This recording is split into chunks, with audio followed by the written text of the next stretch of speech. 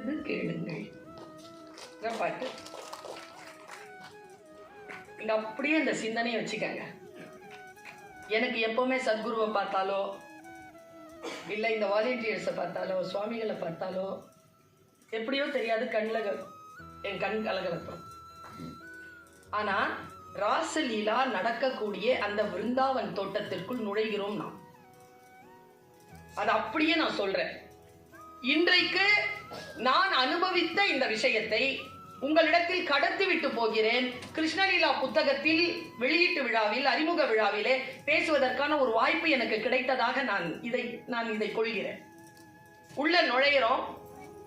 அந்த உள்ள நுழைகின்ற பொழுது அது ஒரு வீடு மாதிரி இருக்கு அந்த கோவில். அவர் சொன்ன மாதிரி யாரை பார்த்தாலும் கிருஷ்ணா கிருஷ்ணான்னு சொல்லல, யாரை பார்த்தாலும் ராதே ராதேன்றாங்க.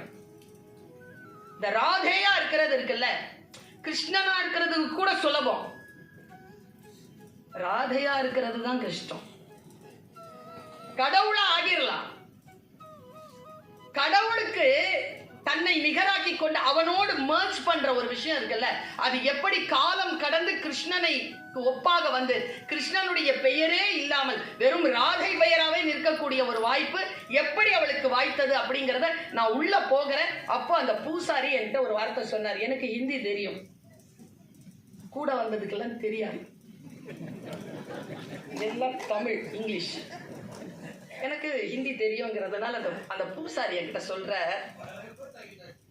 அழாதீங்க, அழக்கூடாது. வேற எப்படி? கடவுளை பார்த்தா நமக்கே அந்த பொங்கி ஆனந்தத்தால கண்ணீர் வந்துருமே, மனசெல்லாம் அப்படி பிடிச்சி உரிக்கிறோமே, எப்படி அழாம?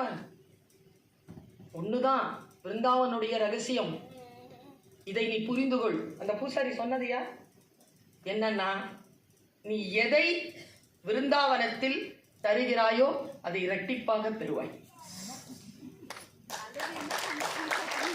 அப்போ என்ன செய்யணும்னா, கூத்தாடு, ஆனந்த கூத்தாடு, மகிழ்வு. எவ்வளவு மகிழ்ச்சியாக இருக்க முடியுமோ அந்த ராதை முன்னாலும் அந்த கிருஷ்ணன் முன்னாலும் நீ எவ்வளவு